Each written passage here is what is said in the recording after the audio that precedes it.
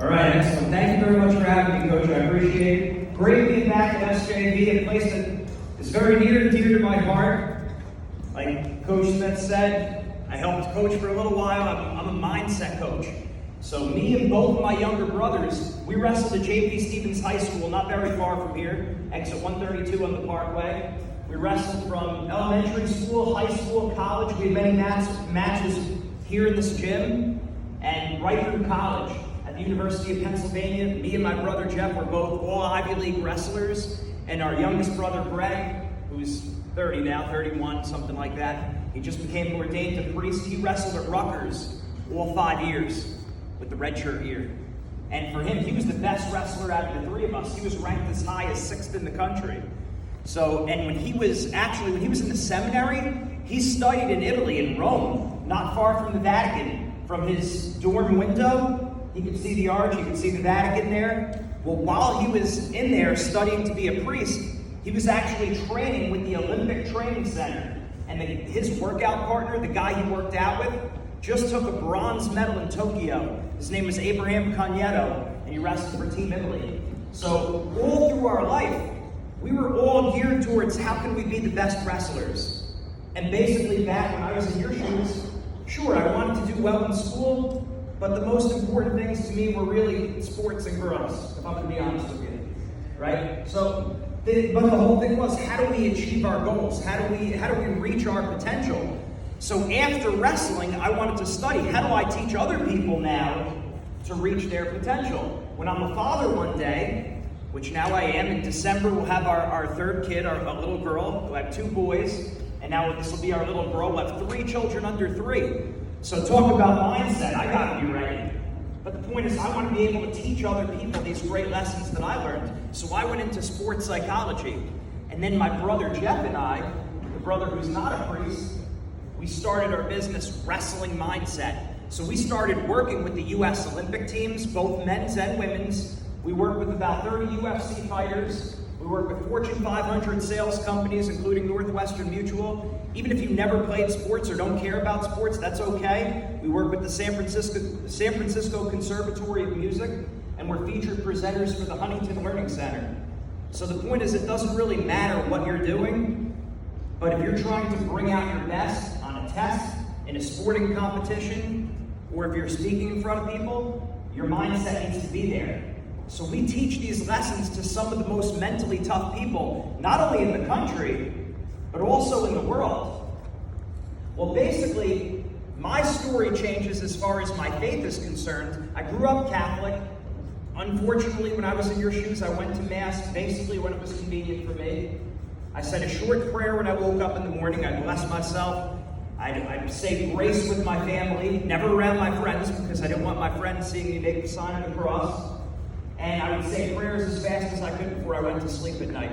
I was an altar boy, but the Lord was not truly deeply in my heart. He was in my heart, but he wasn't. We talk about the guiding principle, the objective. What was the unity? What was the term you used?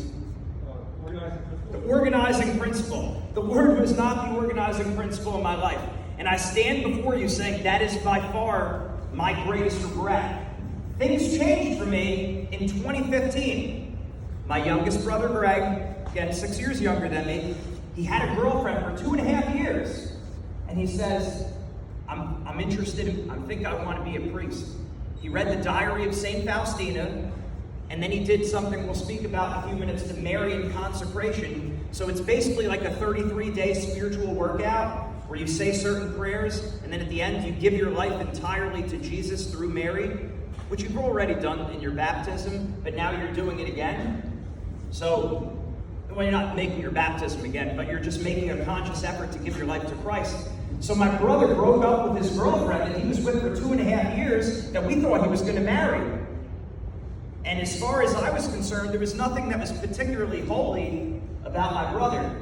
I mean, sure, he was a little bit better of a guy than me, but he was more or less a normal person. And so I said, wow. My brother wants to give his life to God. Sure, I have my business. I'm working with the Olympic team, these UFC fighters. But am I giving myself to God? My brother's going all the way. Broke up with his girlfriend and said now he's going to apply to the seminary. And started going to Seton Hall University. That's where he started. He finished in Rome at the Pontifical University, which is almost like an Ivy League school for priests. So I said, what am I doing for the faith? On a scale of 1 to 10, how important is the Lord to me? Not a bad question. Ask yourself that right now. On a scale of 1 to 10, you don't have to say it out loud. How important is your Catholic faith to you? I know the right answer for it. If I'm sitting in your shoes at 14, 15 years of age, I'm saying, I know the answer is 10. Right? We know that answer. It should be a 10. Then ask yourself the question, how well am I applying that? How well am I living that? And if I had to be honest, maybe a 2. When I'm 14, 15 years old, when I'm 27 years old, about a 2. I'm going to church when it's convenient for me. Maybe I'm going to confession once a year, maybe. I'm a nice guy. I try to be nice to people, but that wasn't my organizing principle, my faith. So the point is this: if you're saying that your faith is a 10 on a scale of 1 to 10, you need to be living it that way. Otherwise, that makes us hypocrites. And we're all hypocrites from time to time. So the idea is for me to come in, kind of like, instead of just as a mindset coach, come in a little bit more like a spiritual coach and give you a little kick in the pants and say, all right, it's time to get moving. The time is now. As St. Paul says, now is the acceptable time. Now is the day of salvation. So there's no better time than the present. And we say the same things to our athletes. If you're in a championship game, you can't be thinking about the last time you played the team. You can't be thinking about, if I win, are we going to be seated higher than them in the playoffs or in the postseason? We can't be thinking about the past or the future. We have to be in the present moment. Now is really the only moment that exists. I mean, the past is done. The past is history. The future is a mystery. The present's a gift. So here we are in the present moment. So 2015, it hit me like a slap in the face. What am I doing with my life? So my brother recommended, I said to him, well, what did you do? What made you want to be a priest? And he said, well, I did this devotion to the Blessed Mother, the 33-day consecration. So I learned about it. That's something I did. I said, hey, am I all in or not? So I asked a lot of questions. I had the good benefit of being friends with people who really understood the Catholic faith. Good teachers, like the ones who were around you, asking them questions. Because in college, people would say, oh, why do you believe in God? You're in college, you're in an Ivy League school, and you believe in an invisible man in the sky? And we'd get made fun of for being Catholic. And I didn't have good answers, unfortunately. You have the good benefit of being in Catholic school. I was public school my whole life, so I didn't really learn those answers, and I probably didn't really care as much until people started making fun of me more. Or I had other friends that weren't Catholic that said they believed in Jesus, but they said, you know, why do you pray to Mary and the saints? Why do you have a pope? You know, where in the Bible does it talk about purgatory? All these questions, and I felt pretty stupid because I couldn't give a good answer. So sooner or later in your life, every one of you is going to be confronted by different people who are saying, why do you believe? And that's not a bad question. Why do you believe? So for me, if I was going to jump in with 2 feet and do this 33-day workout, the 33-day consecration to Mary, I said, I have to be absolutely convinced that the Catholic faith is true. And me, I have 2 master's degrees. One's in sports psychology, one's in clinical psychology. I'm a school psychologist.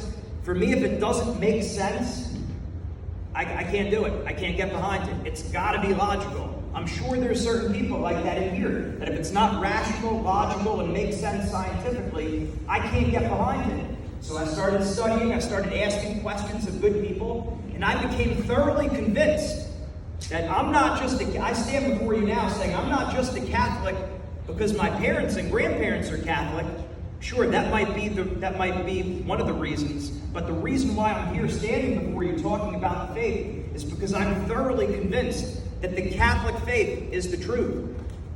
The truth. This is what we were here for. So I pulled the trigger on doing that 33-day consecration, and it completely changed my life. So I get excited to come in and speak to different groups and share some of these lessons that I wish I had when I was your age. And I learned a lot about the beauty of our Catholic faith, the wonderful tradition that we have.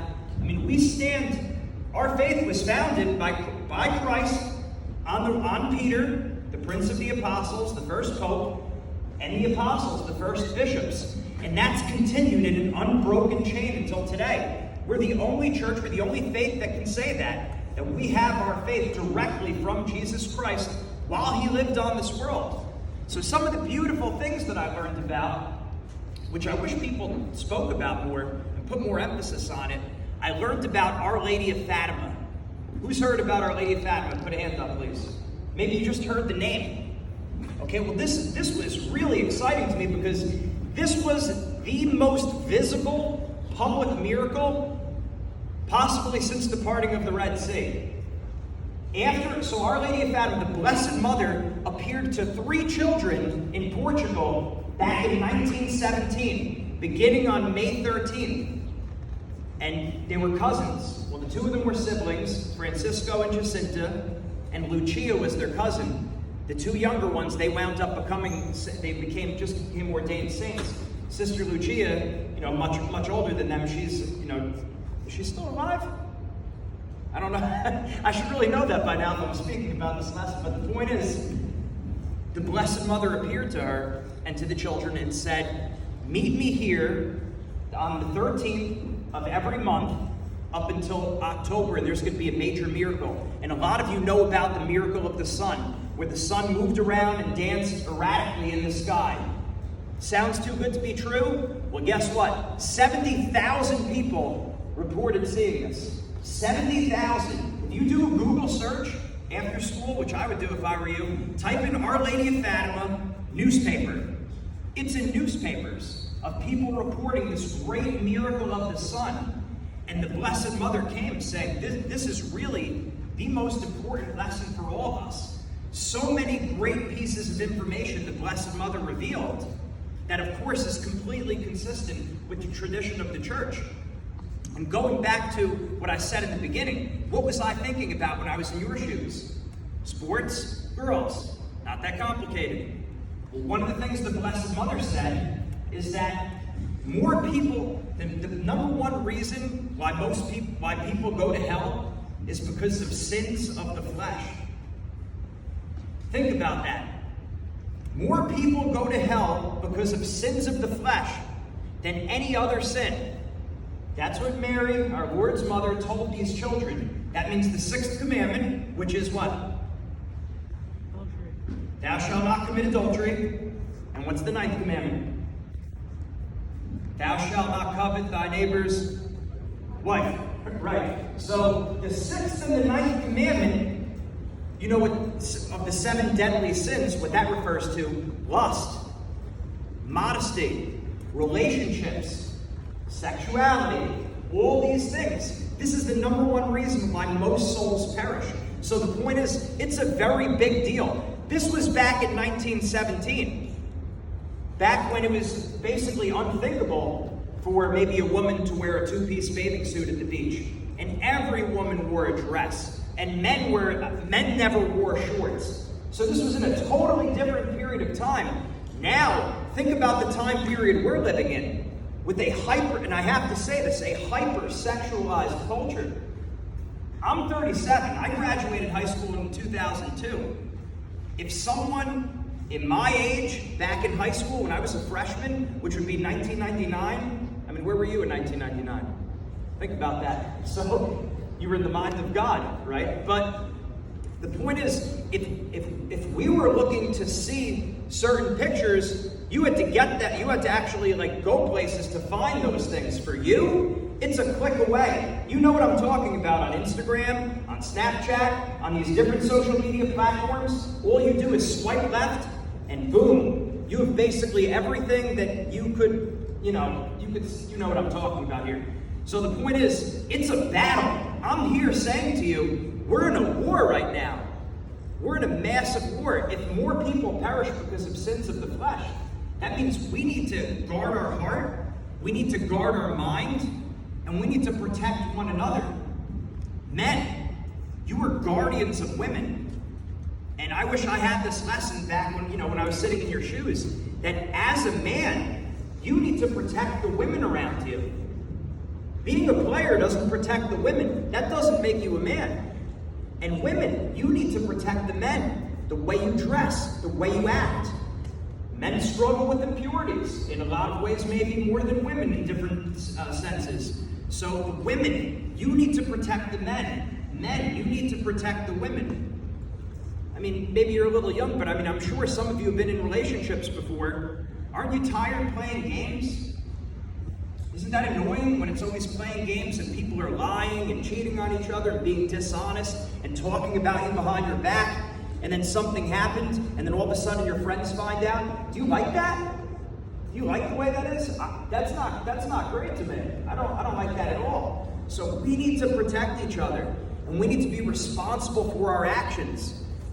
You take a picture of yourself, that's on the internet, or that's on your friend's phone, that's going to get sent to all of their friends. They might say to you, oh no, don't worry about it, I'm not going to show anyone. Guess what? They're showing people. That picture is going around. So we need to protect one another. And look, nobody's perfect. If you make mistakes, I'm certainly not a perfect person. The point is, start now and really start taking this serious. For women and men, we need to be looking to the Holy Family, to Jesus, Mary, and Joseph. Saint Joseph was a real man. He is the model. Of course, Christ is the model, right? Christ is God. But as far as being a pure man, not divine at all, Saint Joseph is your model as a man. And women, of course, Mary Immaculate, the Virgin Mary. So think about the way you present yourself, the way you dress, the way you act. I get it. Everyone likes attention. It's nice to be liked, right? It's nice for other people to find us attractive.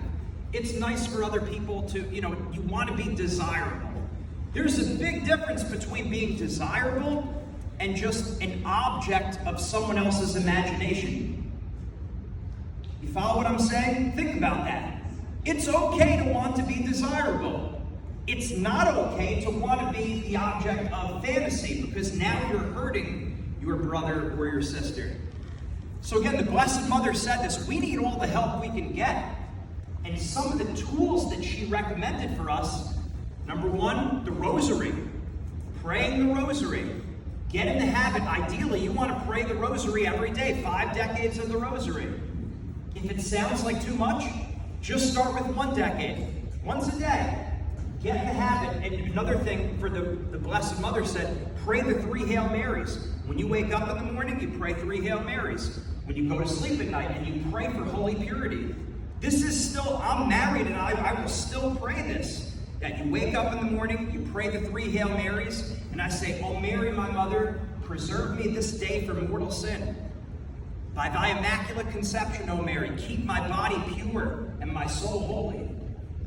You pray that because you need to recognize it's not just this is a full-on contact war. And it's the world, the flesh, and the devil. St. Paul lays that out. If I'm wrestling, I need to know my opponent. If I don't know who my opponent is and what they do, they'll expose my weaknesses. Well, guess what? You're in that boat too. And like it or not, you're in a spiritual war with demons, the devil, who are real, who are looking to take your soul, destroy your family, break up marriages. That's what they're looking to do. And the Blessed Mother reminded us that. She showed the children in Fatima in 1917 visions of hell and the soul suffering. So we need to take that serious. A lot of times we lose sight of that, and I get it. Play sports, do well in school, you have your instruments, student council, you get involved in different organizations, that's great. But don't lose sight of the fact that this is a war. There's the church triumphant, which is in heaven, the church suffering, the souls in purgatory, which you want to make sure you're praying for every day, because once you're in purgatory, you can't pray for yourself anymore. I'm not sure if you know that, but on earth, you can pray for yourself. In purgatory, those souls can't pray for themselves anymore. They need your prayers to be released so they can go to heaven. So you have the church triumphant in heaven, you have the church suffering in purgatory, and on earth, we're the church militant. So I have to know I'm in a war. The world, the flesh, and the devil. And they're coming for you. So you need to make sure that you're taking spiritual protection. One of the things I brought in When the Blessed Mother appeared to St. Catherine Labouré in 1830, told her to have these miraculous medals made. I have there's probably like 50 of those, but they're all blessed. And she appeared on my YouTube show during the whole pandemic and lockdowns. With my ministry, Spiritual Strength, my apostolate, Spiritual Strength, I started interviewing a lot of people. And one of the people that I had on was an ex-high wizard Satanist. It was the most uncomfortable interview I've ever done. I spoke to this man for about an hour and a half. I came out white. And my friends even called me out on it. My buddies were like, you were real nervous during that interview. You were scratching your back, you were moving around, you were shifting in your seat. And they were right. I was noticeably shook interviewing this man, but he had a major conversion after he started wearing the miraculous medal. So this man was one of the 9 high wizards in the world. Okay, you think that's, where, oh, that doesn't really happen. No, there's really wizards and these different things in the world. And if you wanted to know what a grand wizard looked like, he told me on his show.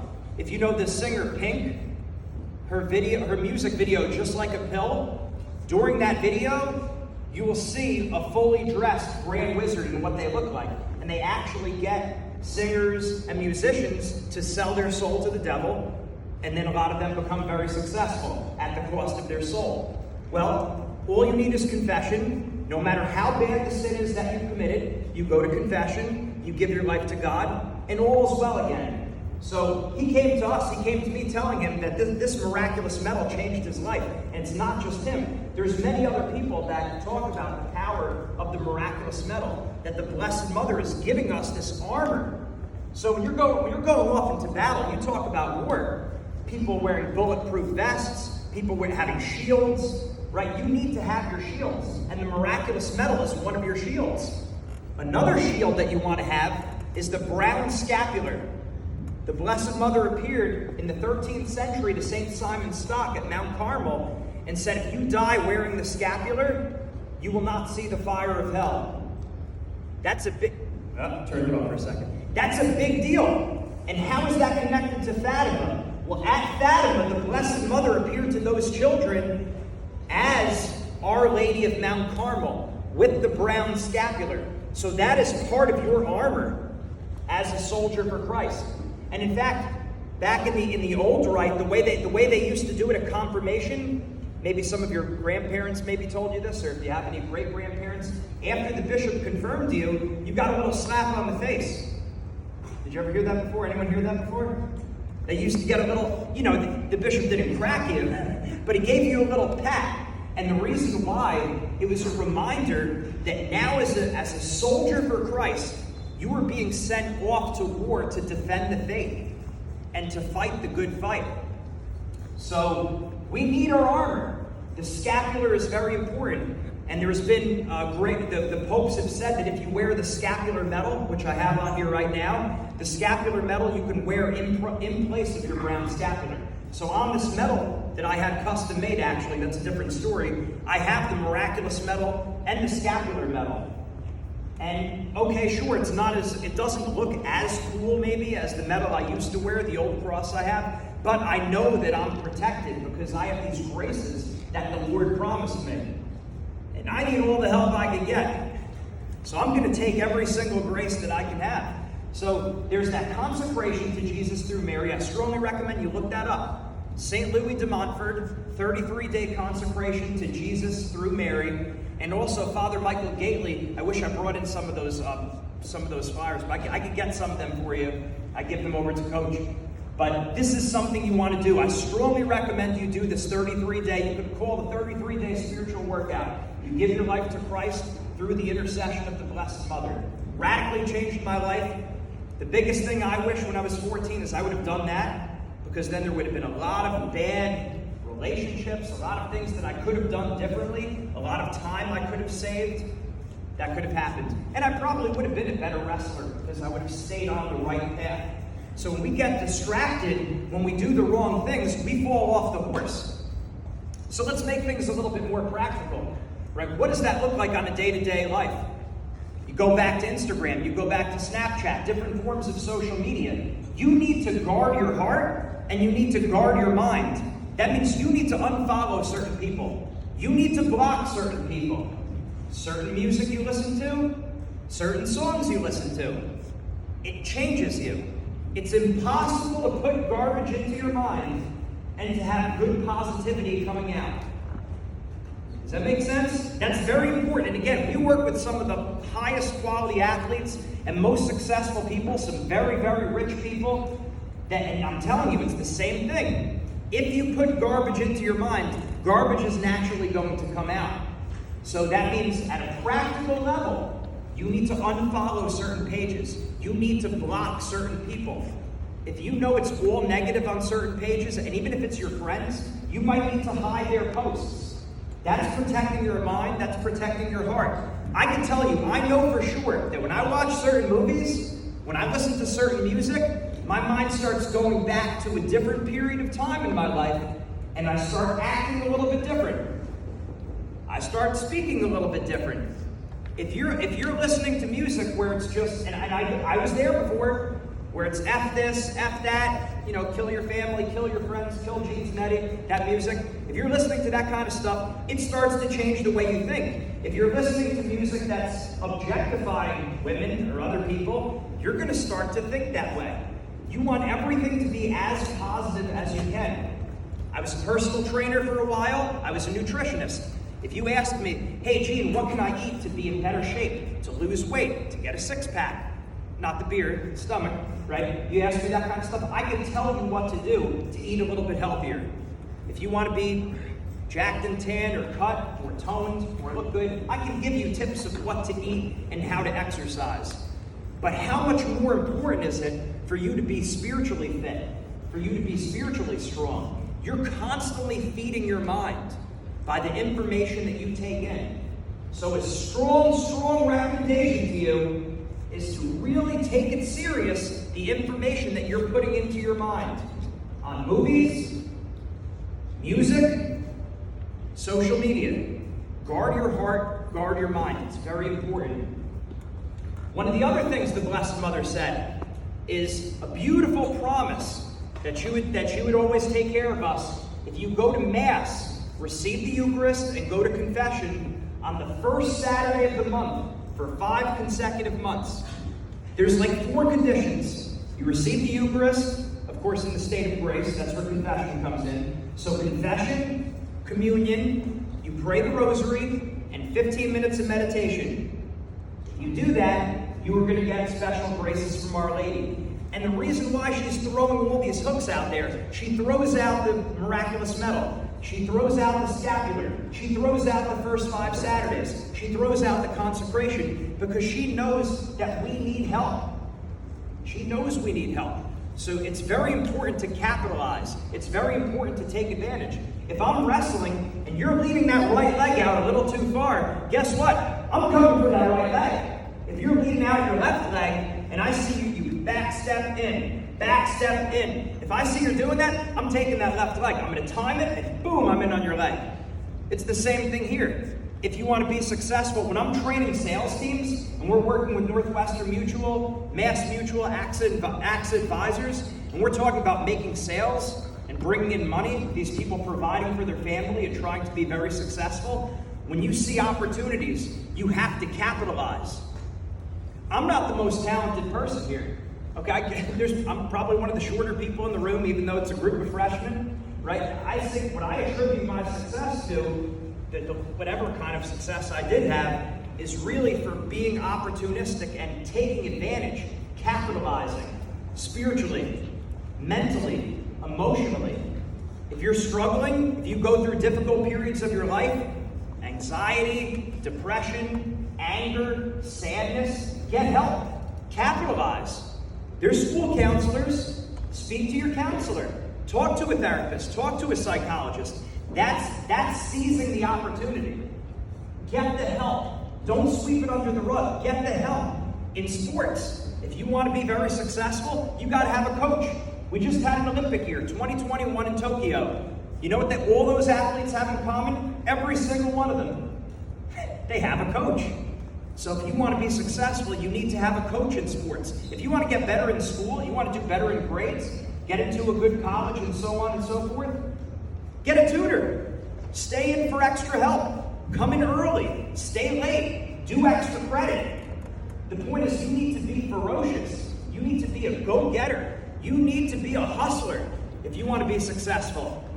That's sports, school, business, and life. You've got to be a go-getter. So when the Blessed Mother throws this out for you to help you, because we need all the help we can get. Society, the world, it's not really going to help us. Everywhere you turn, it's body image things. You're seeing half-naked pictures of people. It's saying, yeah, it's okay. Use each other. As long as you both agree, who cares? No, it's actually hurting us. It's actually hurting us, and it's hurting one another. One of the things, when I came in here last year speaking to the juniors or seniors, I was speaking about a study that was done in Princeton. They hooked up men's brains. Well, they put the whatever they call them, the nodes on the men's head, and men looked at images. Sometimes they would look at objects, like the pulpit here, or the microphone, or if I look at a chair, and they could see what part of the brain lights up when a man looks at a chair, when a man looks at the ceiling. Then, when a man looks at a person, a different part of his brain lights up. In other words, your brain knows the difference between a person and an object. Pretty common sense, right? No surprises there. Well, guess what? When a man looks at a woman in a two-piece bathing suit, which are also common, guess what side of the brain lights up for a man? The person or the object? The object. That's scary. Is that scary to you? That's scary to me. I'm like, oh man, like that's serious business. And now, so I grew up with two younger brothers. I've got two younger brothers, and also now I have two little boys. One's 2, one's 1. Guess who's coming in December? The first little girl. I'm thinking a little bit different now. Now I'm starting to have a little bit more concern where, hey, we need to be protectors of women. I should have lived a little bit different when I was in high school or college, right? So the point is, the way we dress has an impact on other people, and it changes the way we think.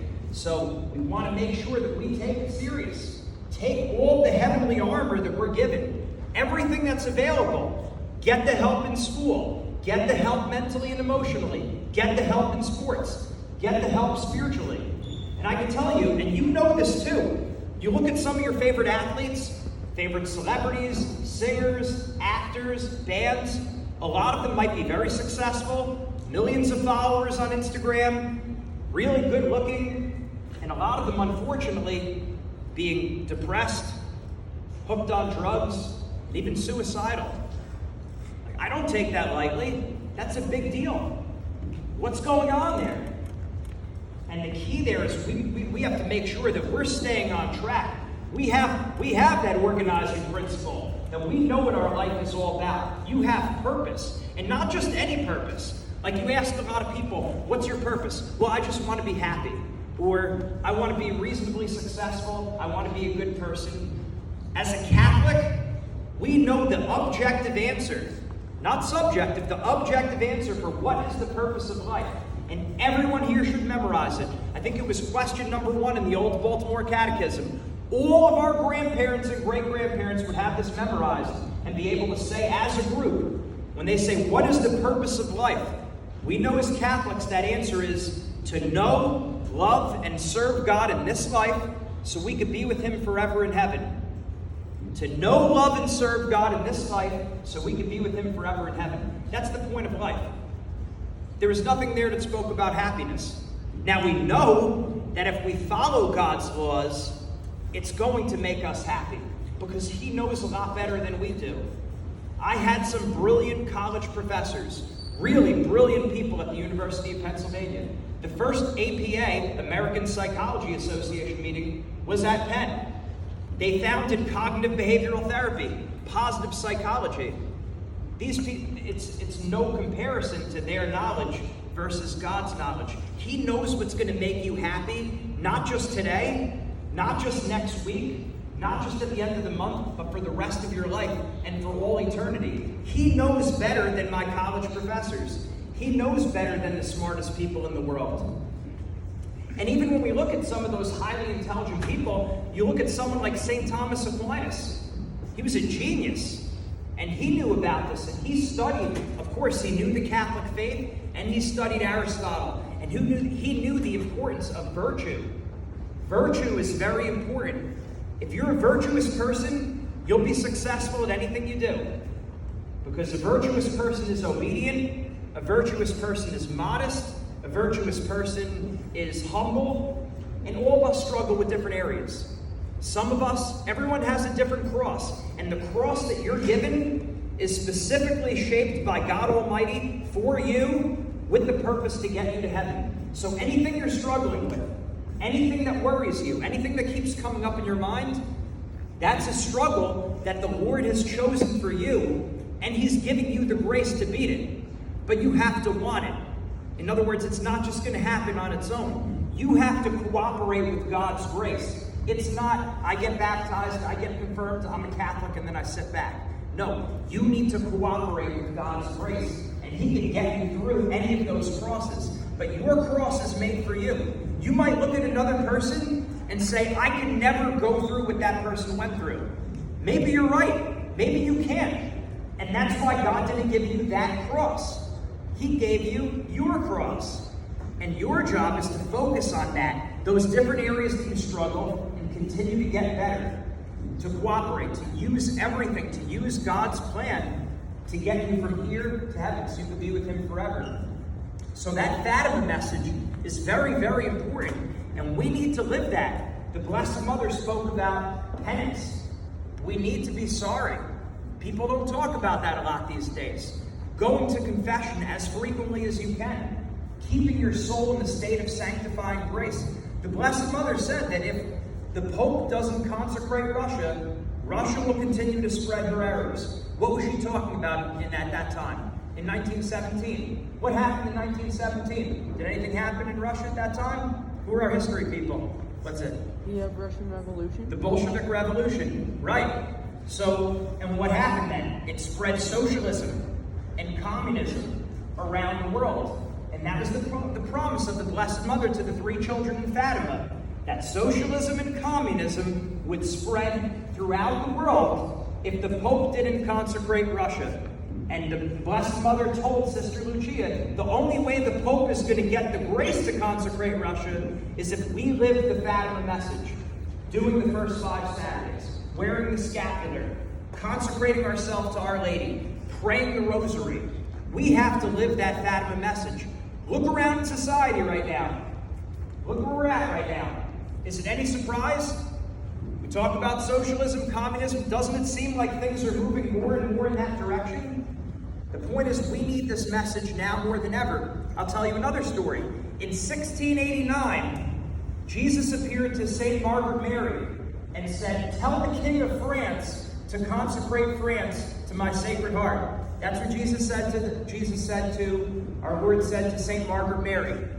Didn't happen. The king didn't listen to St. Margaret Mary from the words of our Lord. And 100 years to the day, what happened in 1789 in France? French Revolution? French Revolution. The French Revolution happened. Our Lord said, do this, consecrate, tell the king to consecrate the country of France to my Sacred Heart. Didn't do it. You know what? That sounds good, but we're not going to do that. 100 years to the day, the French Revolution took place. And Catholics, it was a mass genocide. If you want to learn something interesting that I just learned this year, study the Vendée. V-E-N-D-E-E. The Vendée. It was a massive genocide that took place. The Catholics in France, many of the Catholics, were just wiped out. And they said, no, you have to be for the Republic and everything, and against dropping their religion in a lot of ways. So, 100 years. Well, when did Jesus say this? When did the Blessed Mother say this to Sister Lucia? June 13th, 1929. What's 100 years from that? Quick math. 2029. So I don't know about you, but that's a cause of alarm for me. That we need to have that consecration of Russia before 2029. But the Pope doesn't get the grace to do that until we live that message. My point is, heaven throws out these hooks these graces, and we need to cooperate. We can't sit back. As a wrestler, if I'm too passive, if I'm not aggressive enough, you're going to beat me. It's going to happen. You'll eventually get me. You probably see the teams in basketball, in football, most sports, any softball, soccer, field hockey, you name it. Usually the teams that win are the most aggressive. Is that true or not? True, usually? Mm-hmm. Right? Usually the best students are the ones who are going in for extra help. They're the ones who are getting tutors. They're working with these learning centers all year round. So it's the same thing here. Capitalize on the help. Anything that you could do. Those miraculous medals, we'll be giving those out after. If you'd like, take it. If we don't have enough, I'll make sure I bring more the next time around. But it's very important to take advantage and to capitalize. We need it now more than ever. So I figure now with about 15 minutes left, I'm happy to, or maybe, I don't know, I guess maybe I finish it this time. I'm happy to answer any questions, anything anyone has for me. I know we hit on a lot here, but I get real fired up and motivated because I say, man, I wish I had this when I was 14. That would have really helped me, and I could have saved a lot of garbage. Yes? Yes. What's that?